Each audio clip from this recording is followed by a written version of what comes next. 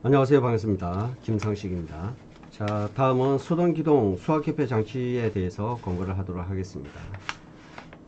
자, 수동기동 수압개폐 장치는 압력 챔버를 이용을 하고 있습니다.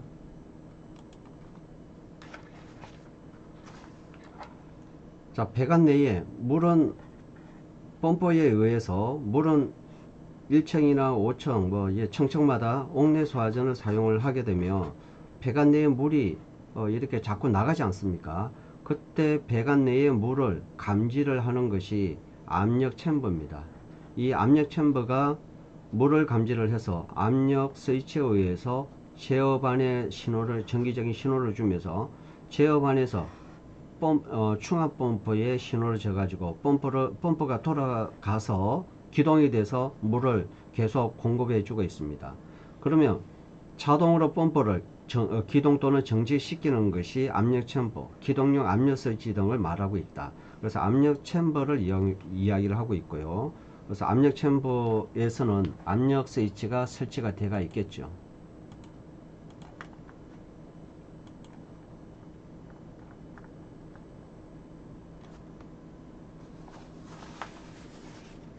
자, 이 부분이 압력 챔버입니다.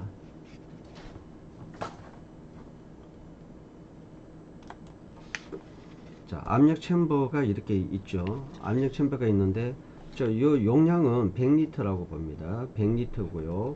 그래서 여기서 물이 이렇게 빠져나가기 때문에 배관 안에 있는 압이 줄어들기 때문에 감지를 하겠죠. 압력 스위치가 감지를 해서 이 압력 스위치에 의해서 제어반에 신호를 주면서 물을 또 공급시켜 주겠죠. 펌프를 이용해서. 그래서 100리터고요.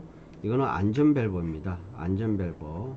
압력이 많이 충만해지며 압을 빼내주는, 가압을 방출시켜주는 안전밸브고요. 자, 다음은 압력 스위치죠. 압력 스위치입니다. 압력을 금지를 해주겠죠. 기동, 정지. 그래서 어느 정도 되면 떨어지면 기동을 하고 어느 정도 올라가면 정지를 해주겠죠. 여기서 세팅을 하고 있습니다. 자, 안에 있는 물을 빼내주는 배수 밸브가 있을 것이고요. 자, 이거는 주 밸브가 되겠죠. 주 밸브가 되겠습니다. 점검할 때, 공기를 교체할 때, 물을 또다시 교체할 때 이걸 닫은 상태에서 다 배수 밸브를 하고 물을 다 배수를 하고 그리고 나서 물을 또다시 보내주겠죠. 압력계가 있을 것이고요. 압력 챔버가 기동용 수압 개폐 장치라고 보시면 됩니다.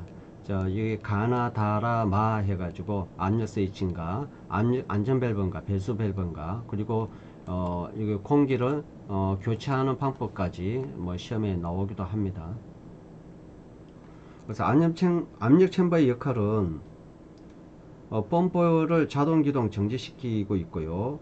배관 내에 수압을 변화를 감지를 해서 기동 세팅 시가 있을 거고 그리고 정지를 세팅을 해 가지고 거기에 따라 기동점이 올라가면 기동이 되고 정지 압력이 되면 정지가 되고 그래서 펌프를 자동으로 기동 정지 시키는 장치를 이야기를 하고 있습니다. 그리고 압력 변화를 완충을 해 주겠죠. 압력 챔버 내에 상부에는 공기가 들어가 있습니다. 그래서 그 공기가 압축이 되거나 팽창에 의해서 압력 변화를 감지를 하고 있고요. 압력 변동의 설비 보호, 충격과 손상을 방지를 해주고 있습니다. 상부에 공기가 있기 때문에 이렇게 손상을 방지시켜 주고 있다.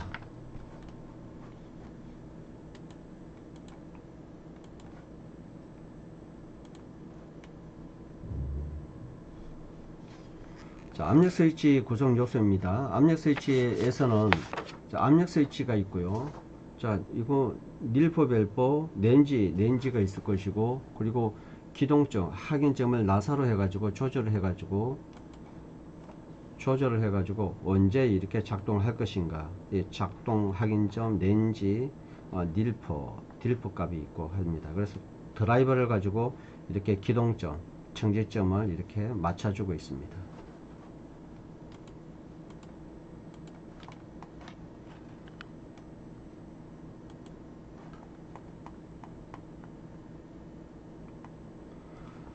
자, 기동용 수압개폐 장치에서 압력 스위치를 이용하는 방법이 있고요. 그리고 압력계에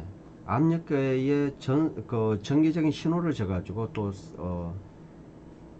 변화를 감지하는 방법도 있습니다. 그래서 부르동간식 해가지고 기동용 압력 스위치인데요.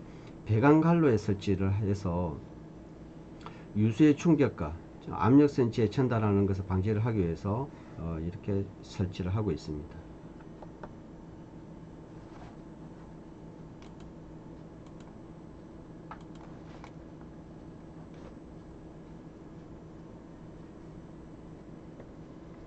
자, 펌프를 이용해서 이게 부르동간 기동용 압력 스위치에다가 전선을 이렇게 연결해 가지고 압력을 체크를 해주고 있습니다.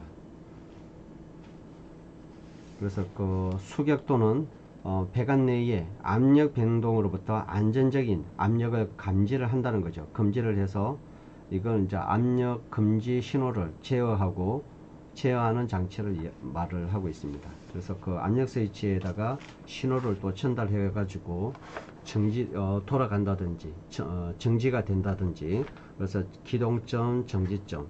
그래서 아까는 압력 스위치는 이렇게 딜퍼나 렌즈 값을 이용하는데, 이거는 또 압력계로 압력 지침을 가지고 또 이렇게 세팅을 하게 됩니다.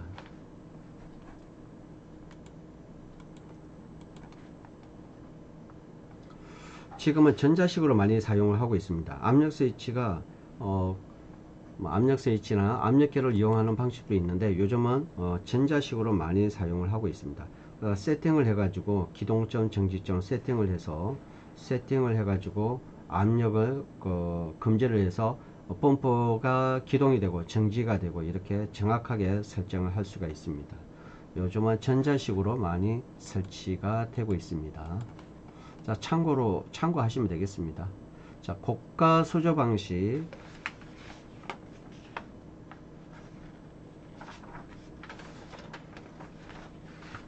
자, 고가 수조 방식에 대해서 자, 양정에 대해서 공부를 하도록 하겠습니다. 자, 고가 수조 방식은 구조물을 이용해서 수조를 만들어서 이 낙차를 이용해서 각 층마다 물을 보내주고 있죠. 그러면 이 낙차에서는, 자, 낙차는 H는 H1 플러스 H2 플러스 17이 되겠죠. 그래서 옥내 소화전은 0.17에서 0.7 MPa이 되잖아요. 그래서 그러면 이게 체제가 0.17이니까 필요한 낙차는 이게 17이 되겠습니다. 이거는 소방호스의 마찰 손실 수도가 있겠죠. 소방호스, 그리고 배관의 마찰 손실 수도, 그리고 호스의 마찰, 배관의 마찰, 그리고 한산 수도, 방사 압력은 0.17이죠. 요게 이제 해서 소방호스의 마찰 손실 수도가 얼마이냐, 그리고 배관의 마찰 손실 수도가 얼마이냐. 그러면 이거는 우리 고가 수조에 대한 필요한 낙차를 계산할 수가 있는 거죠.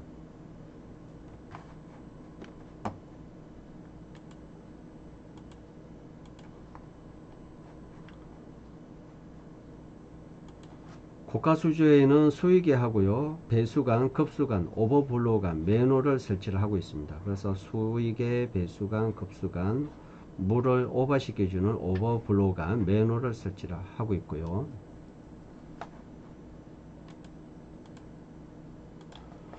세 번째, 압력 수조 방식입니다. 자, 압력 수조 방식에서는 압력에 의해서 물을 보내주는 방식이잖아요. 그러면 소방호스에 맞춰 손실 수도가 있을 것이고, 배관에 맞춰 손실 수도, 낙차의 한산 수도, 자, 이것도 0.17이죠. 그래서 압력은 달라집니다. 0.17. 그래서 P1, P2, P3 플러스 0.17을 해주면 압력 수조에 필요한 압력을 계산할 수가 있습니다.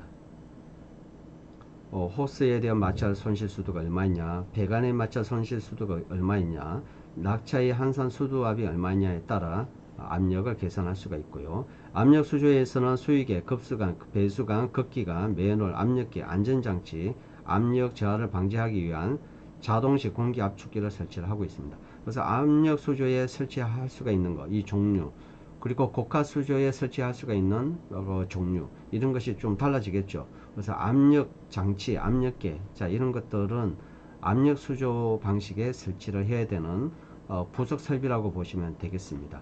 왜냐하면 공기를 계속적으로 보내줘야 되잖아요. 그래서 자동식 공기 압축기도 필요합니다.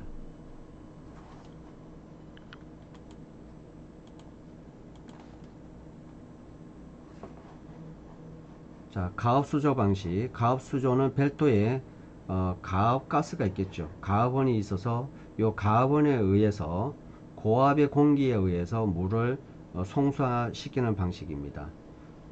자, 이거는 수조나 가압 용기, 제어반, 압력 조절 장치가 있어야 되고요. 그리고 옥내수화전 설비랑 마찬가지로 자, 20분 이상, 그리고 30정에서 49정은 40분, 60분 이렇게 돌아가야 됩니다.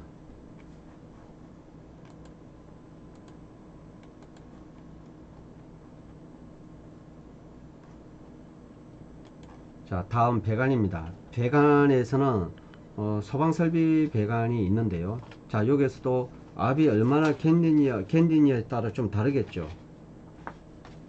그래서 배관 내 사용 압력이 1.2 엠파스칼 미만은 탄소 강간을 사용할 수가 있고요. 그리고 구리 합금관, 그리고 스테인리스 강간, 일반 배관용을 사용할 수가 있는데 그리고 압력이 1.2 엠파스칼 이상이 된다면 압력 배관용, 그리고 탄소강 강간, 이런 배관을 사용을 해야 됩니다.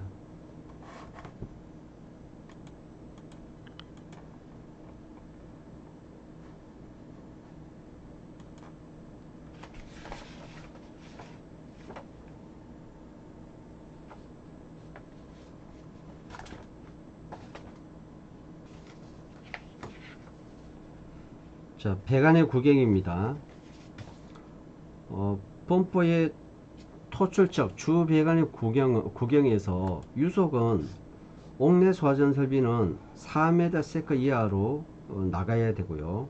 그리고 옥내 소화전 설비 가지 배관의 구경은 40mm, 그리고 주 배관은 50mm, 그리고 연결 송수관 설비와 캠용을 할 때는 100mm, 그리고 방수구로 연결된 것은 65mm 이상 배관의 구경을 가지고 있습니다.